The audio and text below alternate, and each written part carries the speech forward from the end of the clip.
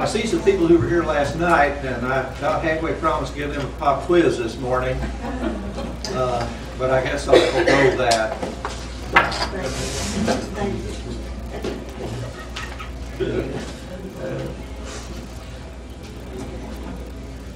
We had a little shorter session yesterday than we've got today. I can't imagine a session at a conference like this lasting for 50 minutes, or at least hearing somebody talk for 50 minutes. So what I'd like to do is to get through my script here and then open it up for question and answer if we have time to do that. If during the talk you have a question that comes to your mind and you want to ask it, write it down and save it till the end, but you're running the risk of running out of time. So I always encourage people to ask questions when they occur to them. So I don't mind at all being interrupted. I don't mind you holding up your hands and asking questions. I suppose that I was asked to talk about Chickasaw Removal because Amanda Page Fuller Bumpers and I did that book a couple of years ago, Chickasaw Removal.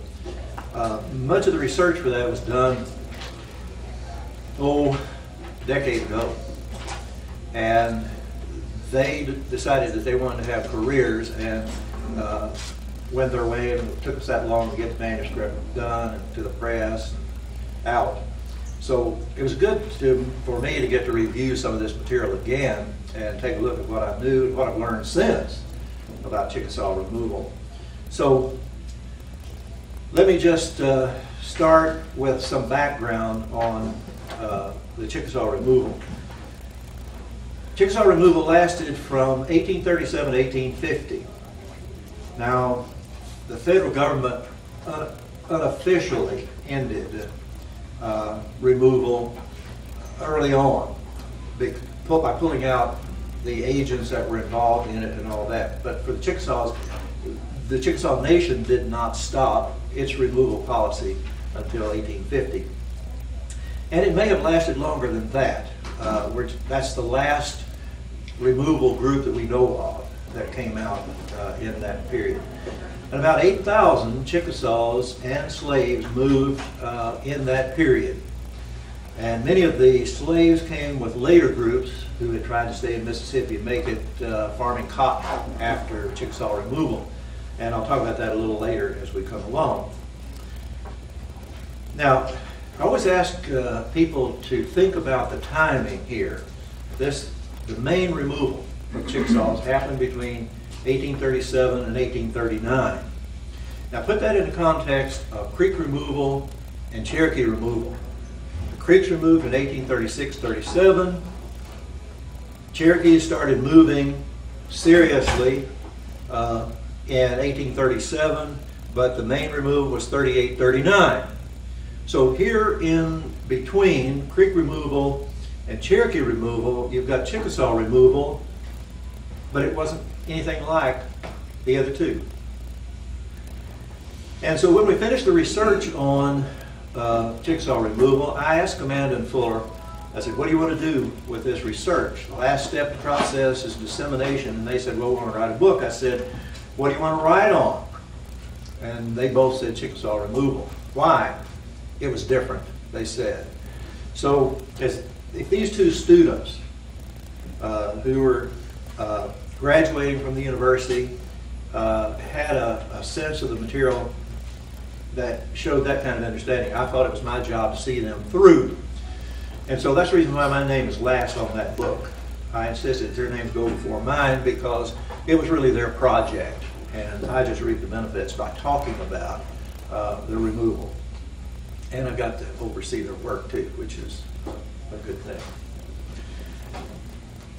Now, the Chickasaw removal was different from the others for what we could diagnose as three major reasons. Sounds like a three-point enumeration theme, doesn't it? They were the first tribe to sign a removal treaty after the Indian Removal Act of 1830. And I think that had a heavy bearing on the results. They paid for their own removal, which was different, and they were remarkably unified as a tribe. at the time of removal, and all through the removal period.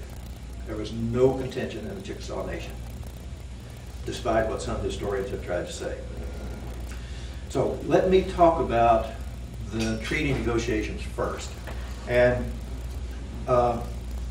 take a look at the background that led up to this first treaty of removal. Andrew Jackson has been vilified by more than one writer, and he's been some writers have tried to rehabilitate him. All of them, I think, agree that he's basically a rat, but he inherited the Indian removal issue. That was not something he thought of. It began with Jefferson's administration and the Compact of 1802 with the state of Georgia, which basically had in it this provision that the federal government, they would give up their interest in Mississippi and Alabama if the federal government would remove the tribes from within their boundaries. And so they started with putting pressure on Thomas Jefferson, and you know the story about the Louisiana Purchase the year after that.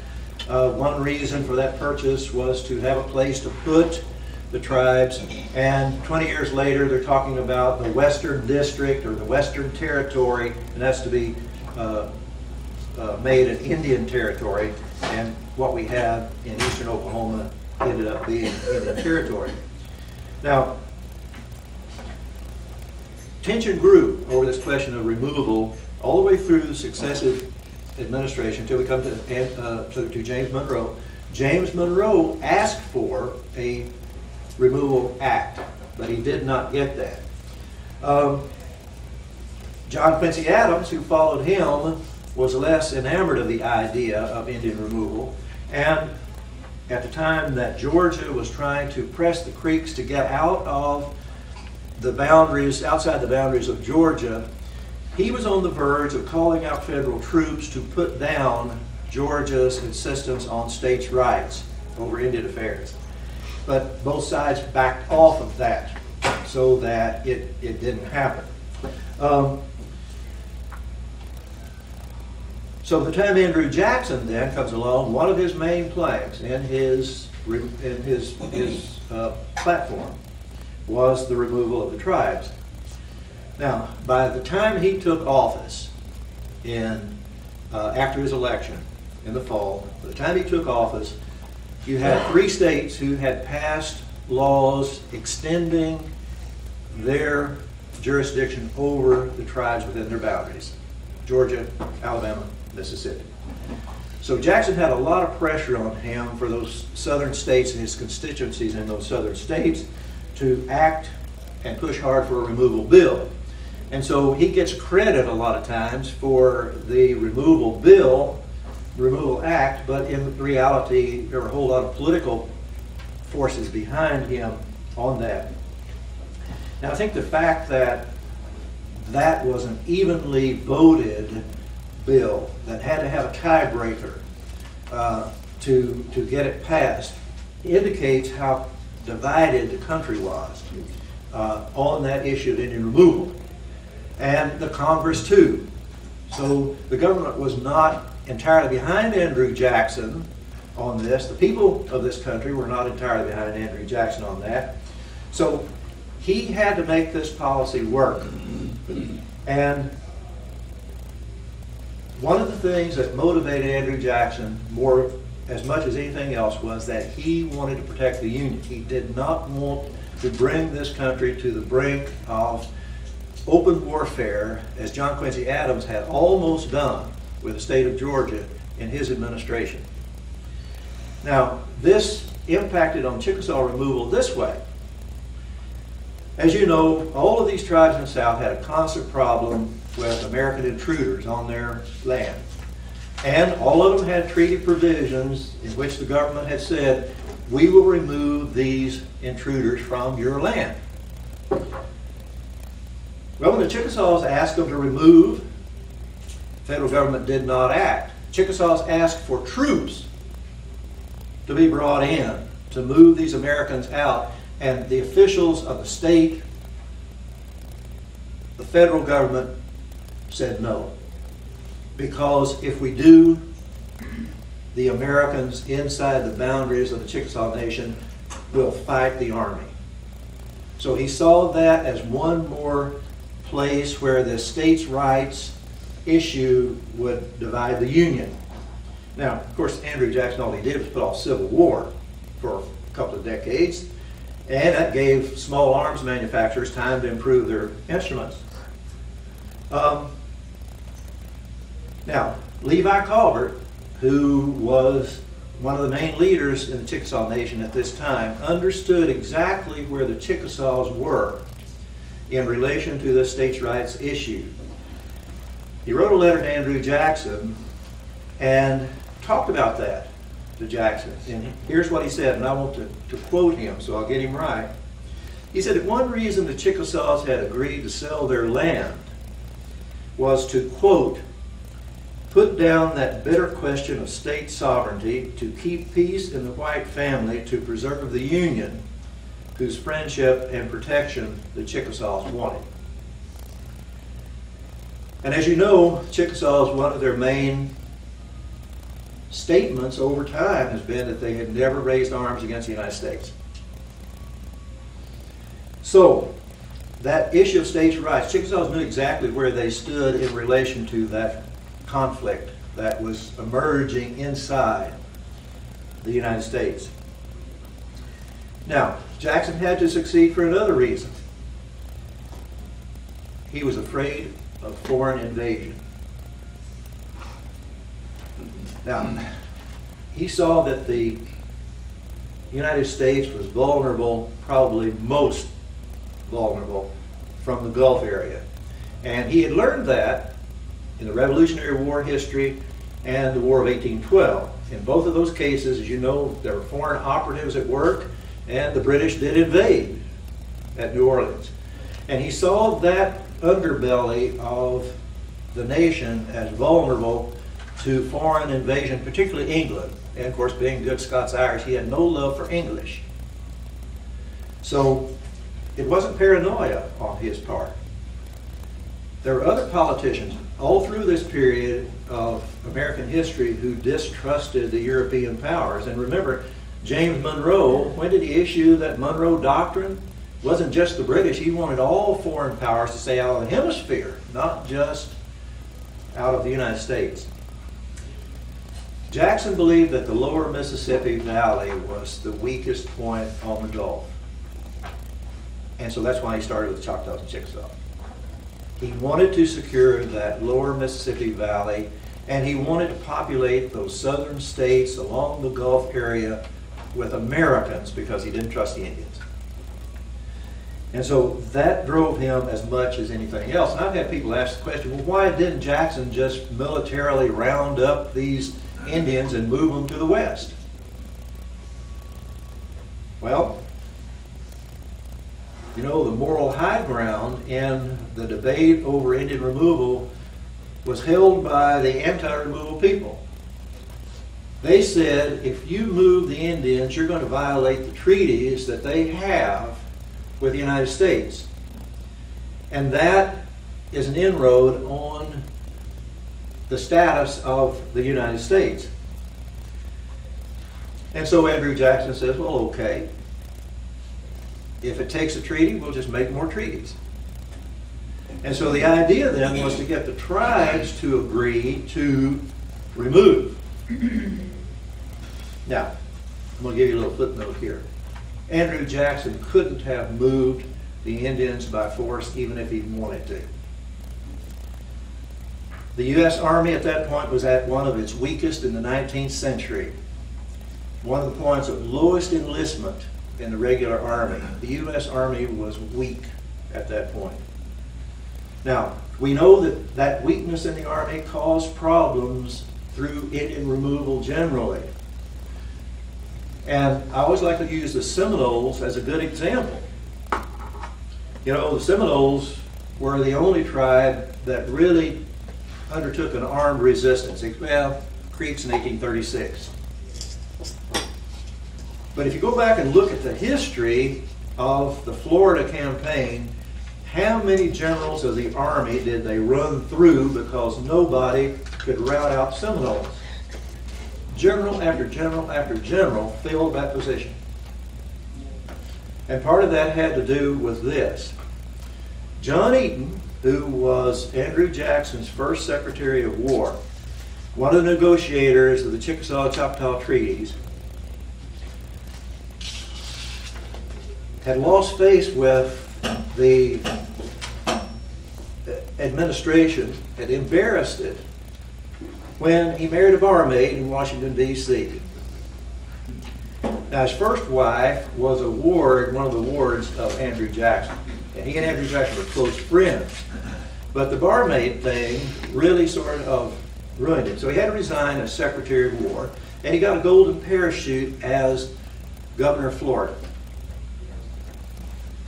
When the Seminoles began to resist removal, John Eaton wrote Andrew Jackson and he said, don't try to fight this war with militia. Fight it with regular troops. Send me regular troops. And Andrew Jackson refused because he would have to draw troops off the East Coast and he was afraid England would invade. And so he wouldn't send the troops. And we know what happened. It was fought with militia and it went on and on and on. It was unofficially ended in 1858 when Billy Bowlegs came out. It hasn't ended yet, officially, if you ask any Seminole walking the face of the earth. They'll tell you that. Okay? Now, anybody's done research on Cherokee removal, and I know a lot of you have, know what the use of militia meant there. And the militia did that work because there was not regular troops enough to do it. And as you know, the regular army was late getting to the roundup. It was late getting to the roundup because of weakness in the army.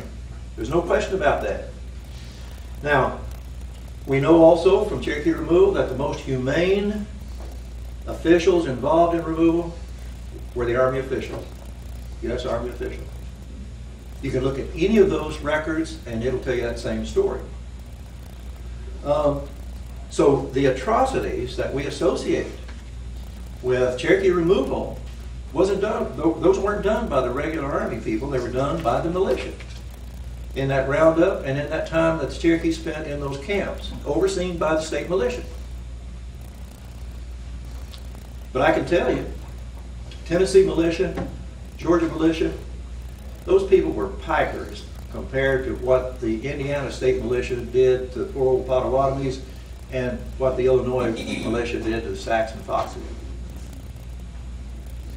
That was a terrible experience, removal experience for those people. And it was terrible because it was done by the state militia rather than by the regular army. Now, with these state and national and even international pressures working on Andrew Jackson, he started negotiating these treaties because he saw that was the legal way to get done what he wanted to do. Well, he began with the Chickasaws.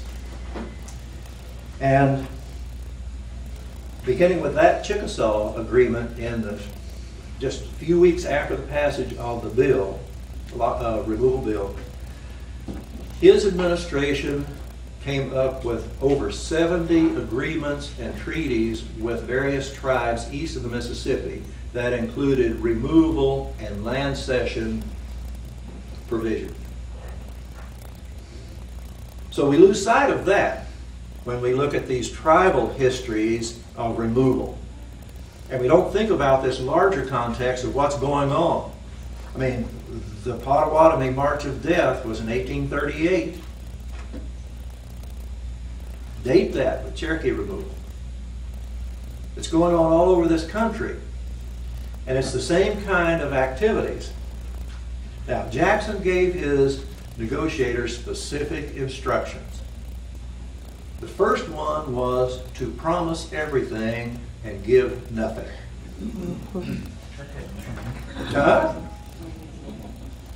Comment? That hadn't changed, Dan. No, I know. But the second one was they were to play to the avarice of tribal leaders. Find the vulnerable ones, the ones who like the dollar, and bribe them. Now they thought they had their man with Levi Colbert in the Chickasaw Nation. And Colbert liked money, and he had in past treaties, cession treaties, been given very generous land grants, reserves. And that was a typical practice in those early treaty-making processes. But that worm turned during the negotiation of the Chickasaw Removal treaties. He refused reservations. Now, I think they ended up giving him one anyway to make it look good. But he found out that it was more important to be Chickasaw than to be rich. And he pushed hard in the negotiation. Even though Errol Gibson and some others say that that Treaty of Pontotoc was forced down the throats of the Chickasaw. He wasn't forced down the throats of the Chickasaw. That wasn't the way it happened at all, if you look at the documents related to it. Now, in 1830, Jackson had this idea that he was going to do this blanket invitation to the tribes, and they were all going to come in, they were going to sit down in Franklin, Tennessee, and they were going to negotiate these removal treaties. Only the Chickasaws went, ready to talk. Choctaws wouldn't go. They said they were not going to talk about land cession or removal unless the meeting took place in the Choctaw Nation. So they were the only ones, Chickasaws were the only ones that went, and I don't know whether it was naivete or the fact that Jackson just wanted a treaty really badly. They left a provision in that Treaty of Franklin in 1830 that the Chickasaws would remove whenever they found the land that they liked as well as the one they had at the time. Well, you know, what tribe's going to say, I like some other land better than I like my homeland? Now again, I'm not sure why that stayed in there. I think that he just wanted that treaty. Well, the people he trusted the people that he had negotiating. John Coffey had married, it was a business partner of Andrew Jackson. He had married Rachel Jackson's niece. And he was a land speculator. As you know, he was the one who boomed Florence, Alabama, other places in later years, and so on. And John Eaton, good close friend, had married a ward of Andrew Jackson. Those were his two main negotiators at Franklin. Well, Chickasaw sent people to the west to look at the land, and of course they couldn't find anything that pleased them as much as where they were. And so the Treaty of Franklin became null and void, and that was the agreement in the treaty. Then in October of 1832, Chickasaws and federal government came back to the negotiating table and negotiated the Treaty of Pontotoc Creek, which the Chickasaws look today as the Removal Treaty. Now, there were amended provisions in that ultimately. In 1834, Chickasaw group went to Washington, and they got major changes made in the Pontotoc Treaty that addressed some of the issues they had with provisions in that treaty. Now, once more that thing was left in there that they had to find someplace better, they liked better than where they were.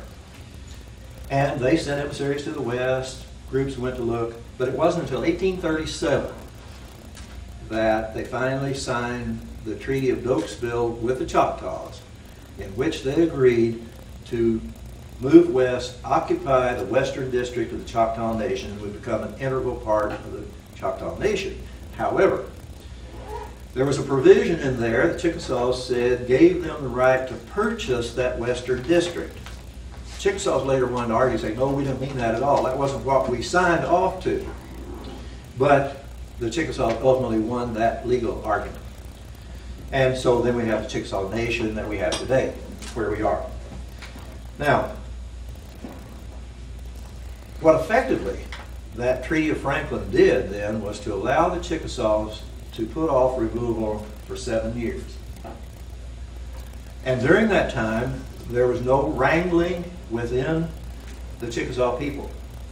Now, One of the provisions they got in that Treaty of Pontotoc was that they would pay for their own removal.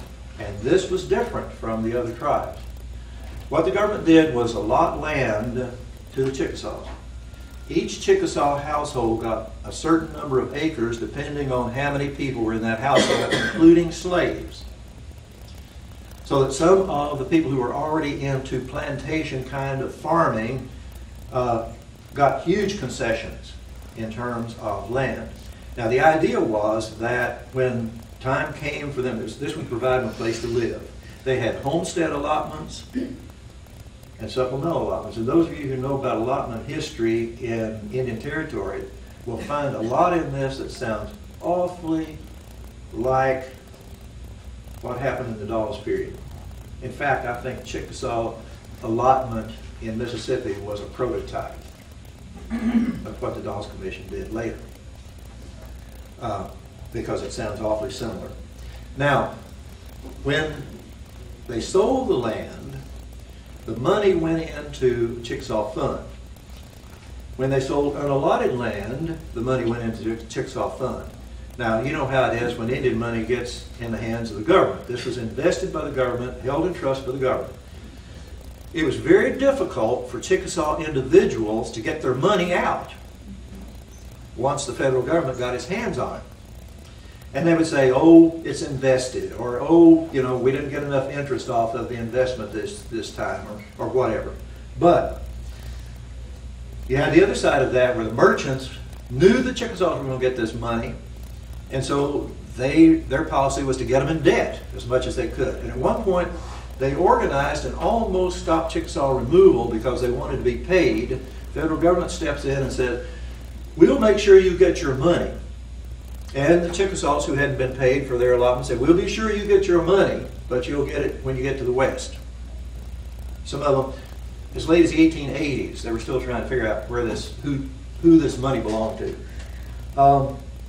Now, there arose a general belief among the people in this area that the Chickasaws were wealthy because of all this money that was due them, all the credit they had, and particularly the women, because the women were large property holders in the Chickasaw Nation. Some of those federal officials didn't want to pay the Chickasaws off in Mississippi. They said, oh, they'll just get drunk and spend their money foolishly. Well, we have evidence that when they got money, they gave it to the women, because the women were the ones who managed the households, and they were the ones who needed the money. So Chickasaw women then were looked at as these wealthy people. In the West, it caused real tension between Chickasaw men and Choctaw men, because Choctaw men wanted to marry Chickasaw women, and the Chickasaw men said they just married them for their money. Now, of course, you know, Chickasaws didn't want to stay with Choctaws anyway, and this was just part of their argument why they needed to separate it from them. Now, that arrangement, as I suggested, of the federal government holding the Chickasaw Fund in reserve, and they were to pay for their removal out of that fund, okay? Once it got in there, it was hard to get that out, and especially for those that were decreed incompetent to do business. Sound familiar? In other words, you had all these Chickasaws had put full blood in there, you know, like they did in the Dawes period. They became restricted Indians. And it was really hard for them to get their money back, and they had to, and there were other things going on that made their government, Chickasaw government, almost inoperable at that time. Well,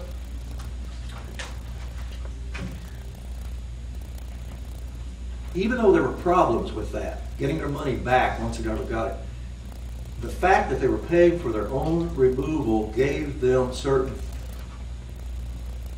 power to make fiscal demands on the federal government, and they did that. They said, for instance, we don't want removal agents that have disbursing authority.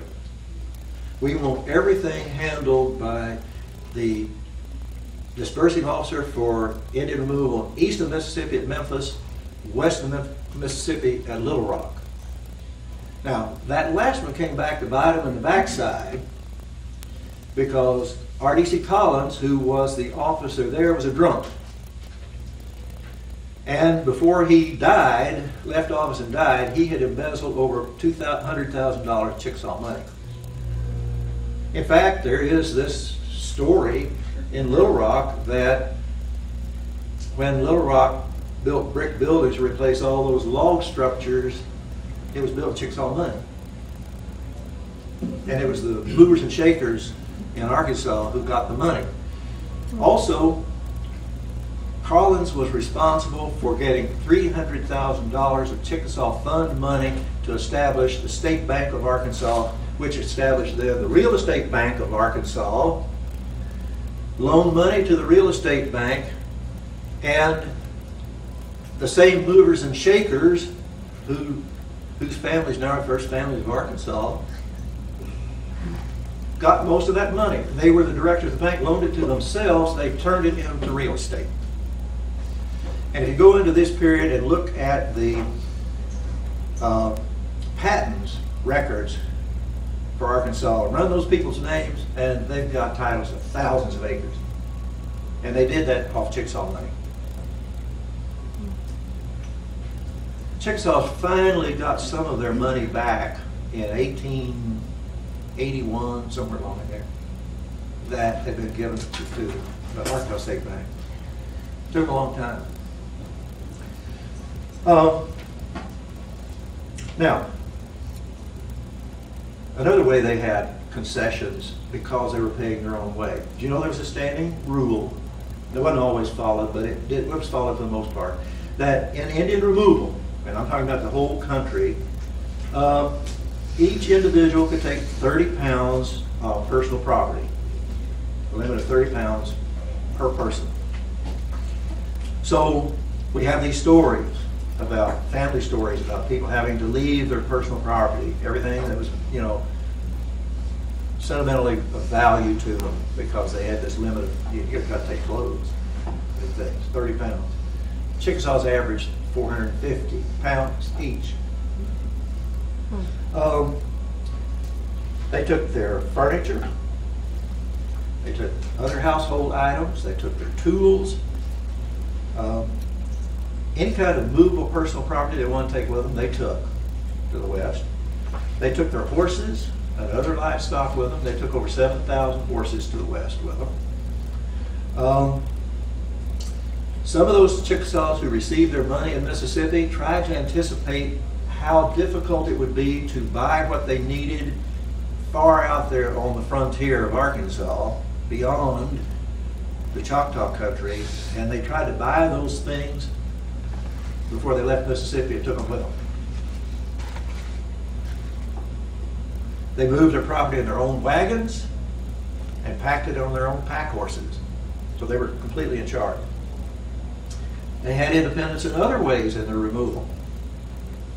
They first said that they wanted to be removed by steamboat. The idea was that they would go to Memphis, and that's where they would get on the steamboats and go the rest of the way by water.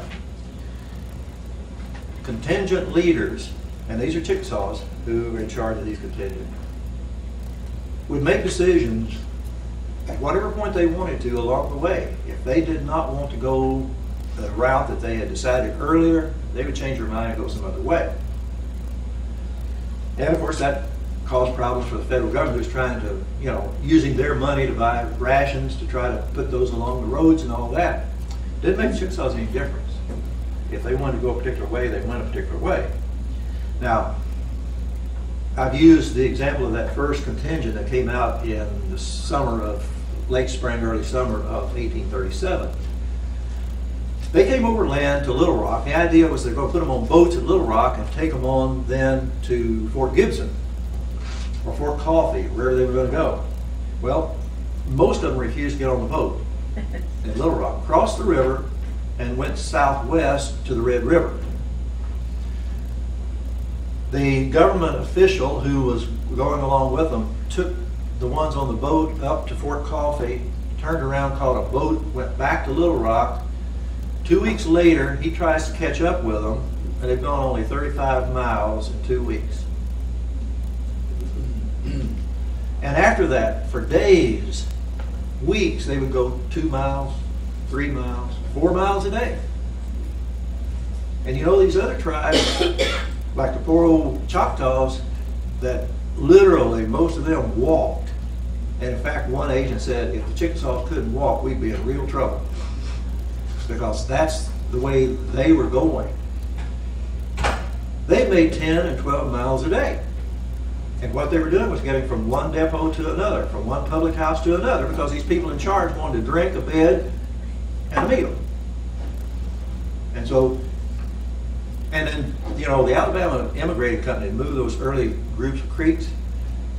Those people had no morals at all. They forced marched the Creeks, sometimes 20 miles a day. Chickasaws had none of that. They were hunting. They didn't have any supplies down that way between Little Rock and the Red River, so they found their own. They were hunting wild game. And then when the military officer caught up, threatened to have troops sent out from Fort Towson, they picked up a little speed, not much, but then they got out of a good hunting area. And you know that terrain down through there, if you ever travel that I-30 corridor to Texarkana, you know what I'm talking about. You get out of that, you know, those bottom lands, go into that high country, game's not nearly as good. And so they just, you know, went on. They took government rations and made it on their own.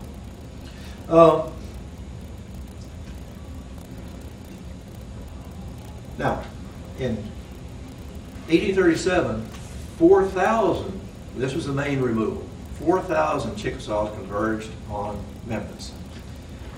Now, J. Phillips, who was the dispersing agent for Indian removal at Memphis, had made this very lucrative contract with a good friend of his, Simeon Buckner, who was a steamboater out of Louisville, later moved his operations to Little Rock, like all of them did. They were dipping in. But he was supposed to have 4 boats that he was going to use between Memphis and Fort Coffee to move the Chickasaws. Well, when they got there, he had 6 boats. And the reason he had 6 boats was that he got $100 a day per boat for every day it stood idle. And he got there a month before the Chickasaws did. So you added up 6 boats times $100 a day, you know, for a month. A lot of money. Then most of the Chickasaws said, we're not riding those boats. They crossed the river and went through the swamps overland. Government had put no rations along that route. So they had to get rations out of Little Rock and send the teamsters out and put rations along that road. They had to send rations by steamboat up the St. Francis River to what's now Crowley's Ridge area, right there at St. Francis River. So they'd have some rations there. It's not part of this story, but it's part of the later story. Simeon Buckner later put a claim in for all those Chickasaws that should have ridden his boat but didn't. And he got the Vice President of the United States to go around with him and browbeat the War Department and the Treasury Department. They made out 2 checks. He had $36,000 claim. They made out 2 checks, both for $18,000, one to Simeon Buckner and one to the Vice President. Who owed Simeon Buckner? Simeon Buckner owed him money.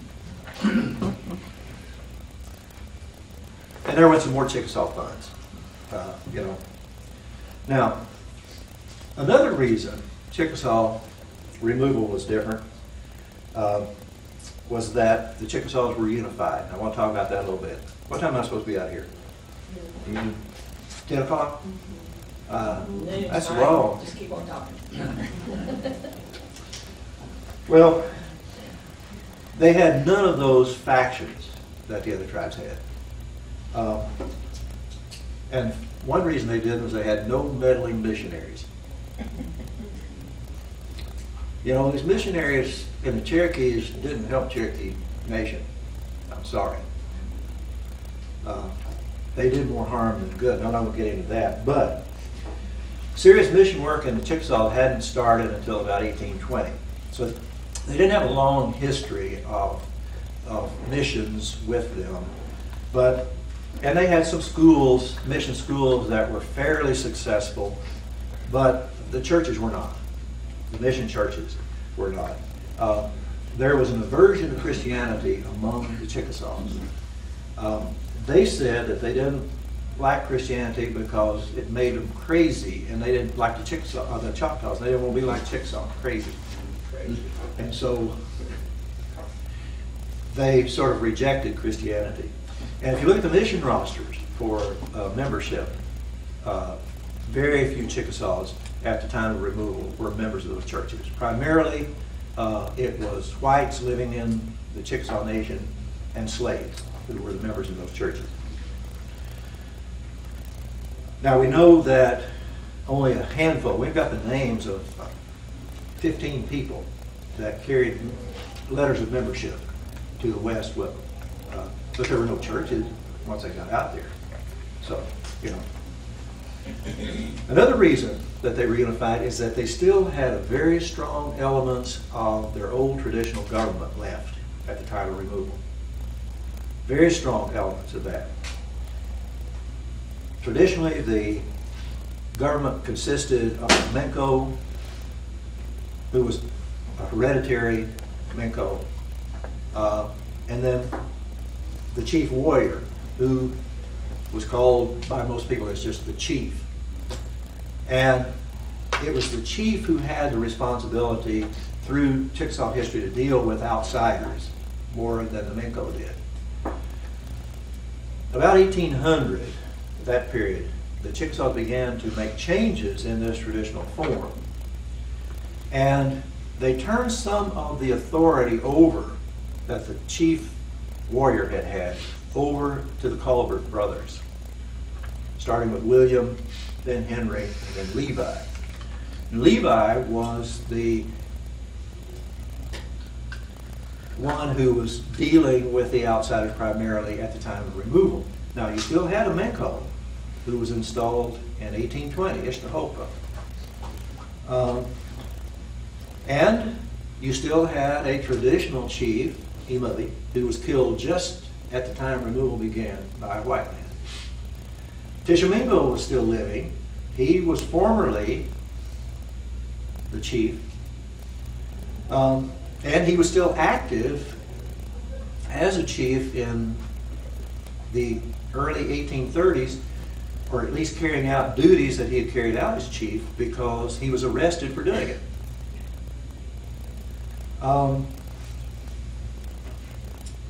Now, as you know, the states of Mississippi and Alabama passed laws saying that the governments of the tribes were outlawed, that the states had authority over the Chickasaw Nation.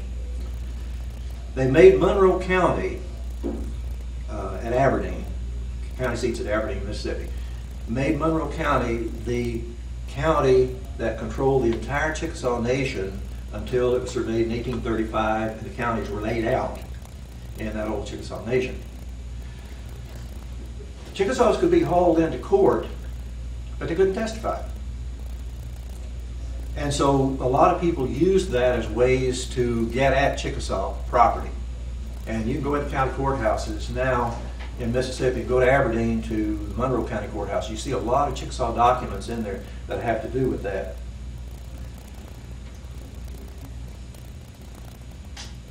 People like Errol Gibson and other historians have talked about Levi Culbert as a snake in the grass who was playing the poor old full-bloods off, to feather his own nest. I don't read the documents that way. When they were doing the Treaty of Pontotoc Creek, Levi Culbert was on the ground and he was facing off John Coffey, white intermarried Chickasaw citizens and land speculators from Alabama and Tennessee, trying to keep the U.S. government from giving all of these people who wanted reserves of land those reserves. And they tried to give him one that was worth about $9,000, which was a pretty good chunk of money at that time, and he refused it. And you can go back and look, and I'm not sure about this, and somebody needs to research it, not I, I'm too old. But the Colbert brothers didn't do any more than the Chickasaws allowed them to do. Because we know that if they hadn't been doing what the Chickasaws wanted them to do, they wouldn't have done it. I'm uncertain, and I have a very strong belief that they were kin somehow in their ancestry to the Beloved family. And it was out of the Beloved family that the Minko came. And the chief warrior had ties, usually, to the Beloved family. So they may have been closer to the hereditary government than outsiders who look at it think. I don't know. But it would be interesting to go back to see if it could be traced out. Chickasaws had also broken the nation into districts. They did that about 1816, 18, along in there. They had 4 districts, a district chief. Now that was primarily for administrative purposes, to dole out the annuity payments once those came in, every year or two, whenever. And even with those concessions, there was still this attachment to the old form of government. When the representatives of the Chickasaw Nation went to Washington in 1834 to renegotiate and come up with this supplemental treaty, they created a Chickasaw Commission. The Chickasaw Commission consisted of Ishtahopla, some of the district chiefs, some of the Colberts, and some of the Loves. And these were people who had been prime movers in Chickasaw politics and history up to that point. It looked suspiciously to the Chickasaws like that old vestiges of that old traditional government. That commission became the de facto government of the Chickasaw Nation. And it existed as a de facto government of the Chickasaw Nation until 1845, when it voluntarily disbanded. Now at that point, Pittman Colbert saw an opening and he tried to take over the government, but he didn't succeed. And by that time, the Chickasaws were electing a chief and counselors to the Choctaw Council, National Council. They had been doing that since 1841. And these commissioners saw that they were no longer needed. But they oversaw all negotiations with the federal government. Anytime they wanted money, it was the commission that did that, and they did that all the way through 1845. Ishtahopla is listed on the documents through 1847 and 48 as captain, comma, hereditary king. Now, captain is clan leader. And then after 1848, 47, he's listed as just a captain. So he retires, and then in 1856, we get a constitutional government of the Chickasaw. And that, folks, happened, except for Pittman Colbert, that one little incident. There was no contention about that. It came off without much of a ripple in terms of political wrangling. So, you know, they didn't have any Macintoshes. They didn't have any treaty party people who some people said just caused mischief. They didn't have any Greenwood LaFleur. They just did not have those figures that disrupted the affairs of the nation. Now, Chickasaws came up with a plan to pay $30 plus a per diem for each horse of any Chickasaw who wanted to remove to the west on their own.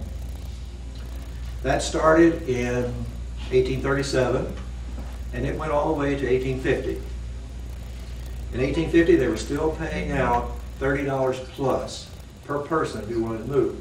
The federal government would say, every time the Chickasaws wanted to spend any money for anything, they'd say, well, is this the way you want to spend the Chickasaw fund? Am I running overtime? Nope.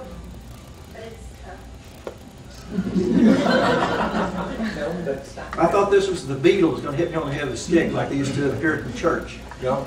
But they would say, the Chickasaws would say, they are our people, we love them, and we want them with us.